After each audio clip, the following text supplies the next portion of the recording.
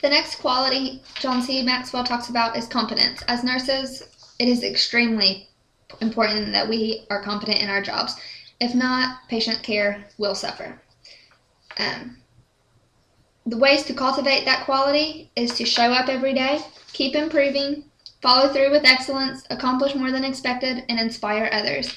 Inspiring others is a huge, important factor there because sometimes as nurses we lose our way and we need inspiration. Ways to improve your competence: get your head in the game, figure out why you have been detached and identify the source of the problem and create a plan to resolve it. Redefine the standard, set high standards for yourself, and find 3 ways to improve. Improvement is a continuing part of nursing, hence continuing education credits. They are there to help us improve and become better nurses. The 6th quality is courage. There's a quote: "Courage is doing what you're afraid to do. There can be no courage unless you're scared." The truths about courage are: courage begins with an inward battle. Courage is making things right, not just smoothing them over. Courage deals with principle, not perception. If you don't have the ability to see when to stand up and the conviction to do it, you'll never be an effective leader. Courage in a leader inspires commitment from followers, and your life expands in proportion to your courage. Fear limits a leader, and leaders cannot afford to be limited. To improve your courage, you need to face the music, go out and do something that you've never done, talk to a person that you may have conflict with, and take a giant step.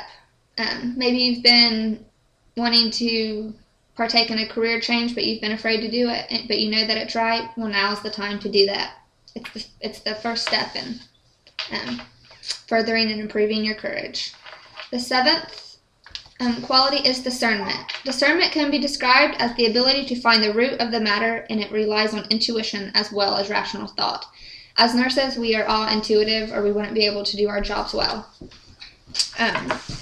Discernment is an indispensable quality for any leader who desires to maximize effectiveness. It helps to do several important things, such as discover root issues, enhance your problem-solving skills, which as nurses are extremely important, and evaluate your options for maximal impact.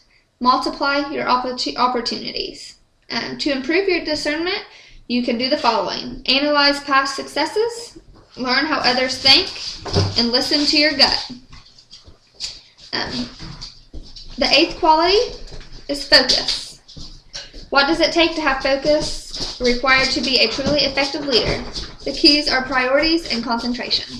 As nurses, we must stay concentrated or patient care can be affected. If we lose our concentration and get sidetracked, we can make mistakes. John C. Maxwell tells us to focus 70% on our strengths, 25% on developing new things and new qualities within ourselves, and focus 5% on areas of weakness. I thought this was an interesting thing. I always have been taught to concentrate on my weaknesses and make them better, but he says that nobody can entirely avoid working on areas of weakness, but that you should staff for your weaknesses. Have other people delegate to other people your weaknesses, which I thought was extremely interesting. I have never heard that. And not to major in minor things, major in the major things. To get back on track with your focus, you can do these things: work on yourself, work at your priorities, work in your strengths, and work with your contemporaries. To improve your focus, shift to strengths, staff your weaknesses, create an edge. Divided focus always works against you. The 9th quality, generosity. Nothing speaks to others more loudly or serves them better than generosity from a leader. Be grateful for whatever you have. Put people first. Don't allow the desire for possessions to control you. Regard money as a resource and develop the habit of giving. As nurses, we are continuously giving of ourselves to our patients and their families. To improve your generosity, give something away, put your money to work, and find someone to mentor. I think the finding something to mentor part is a extremely important quality for a nurse to have, because mentoring somebody only furthers yourself, and I think you would be surprised how much you would learn just from being able to mentor and teach somebody else. The 10th quality is initiative. Nurses must have initiative because otherwise we wouldn't be able to survive. What qualities do leaders possess that enable them to make things happen? They know what they want. They push themselves to act. They take more risks. They make more mistakes. Even though initiating leaders experience more failure, they don't let it bother them. To improve your initiative, you can change your mindset. Don't wait for opportunity to knock. Opportunity doesn't come to the door knocking. You've got to go out and look for it. And as nurses, that's very important. We can't just sit around and wait for things to happen. We need to take the initiative to go do them, get them done, and protect our patient's safety. Take the next step. It's one thing to see opportunity, and it's another thing to do something about it. The 11th quality, listening. Keep in mind that you have two purposes for listening: to connect with people and to learn. For that reason, you should keep your ear open to these people: your followers, your customers, your competitors, and your mentors. The most important one there, I think, is your customers. Listen to your patients and what they have to say. They have a wealth of information, and they know their health status and their body's wants and needs more than you do.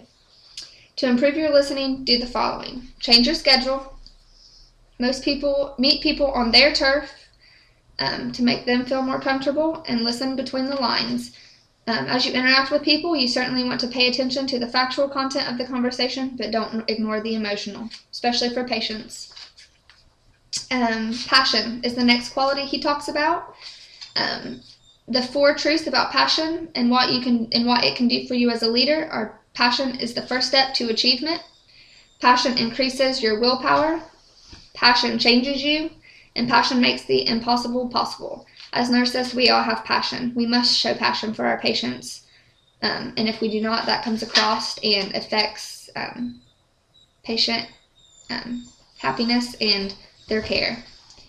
To increase your passion, take your temperature. How passionate are you about your life and your work? Talk to people around you, such as coworkers and your spouse, to see what they have to say. Return to your first love. Think back to when you were first starting out in your career or first starting out in nursing school. What made you happy and what made you want to continue on in this career? And associate with people of passion. It's contagious. Schedule some time with people and they will infect you with it. The 13th quality is a positive attitude. As nurses, we must show positive attitude. Without it, we not only make ourselves miserable, but our coworkers and our patients. Attitude is a choice. The truth is that it doesn't matter what came first. No matter what happened to you yesterday, your attitude is your choice today. Your attitude determines your actions. Your attitude is crucial because it determines how you act. Your people are a mirror of your attitude. The people you choose to be around and the people that you choose to have around you are a reflection of you. Maintaining a good attitude is easier than regaining one. To improve your quality, you must feed yourself the right food. If you have been starved of anything positive, then you need to start feeding yourself a regular diet of a motivational material. Read books and encourage and listen to motivational tapes. Achieve a goal every day. Some people get into a rut of negativity because they feel they're not making progress. If that describes you, then begin setting achievable daily goals. I know this has been something that's happened in the unit I work in a lot, and we have restarted our teams. We have a patient safety team, a self-scheduling team. There's many teams, and we had quit those because of the budget, and people were getting upset that they weren't able to be a part of something other than just their regular day-to-day floor nursing. And people are a lot happier now that we have restarted those. Write it down on your wall. An incentive. People put up awards they won, inspirational posters, or letters they've received. Find something that will work for you and put it down on your wall. The 14th quality is problem solving. As nurses, we must be good problem solvers. Without it, you won't be able to survive. No matter what field a leader is in, he will face problems. They are inevitable for 3 reasons. First, we live in a world of growing complexity and diversity. Second, we interact with people. And third, we cannot control all our situations we face. Leaders with good problem-solving ability demonstrate 5 qualities. They anticipate problems, they accept the truth, they see the big picture, they handle one thing at a time, and they don't give up a major goal when they're down. To improve your problem-solving skills, look for trouble. If you've been avoiding problems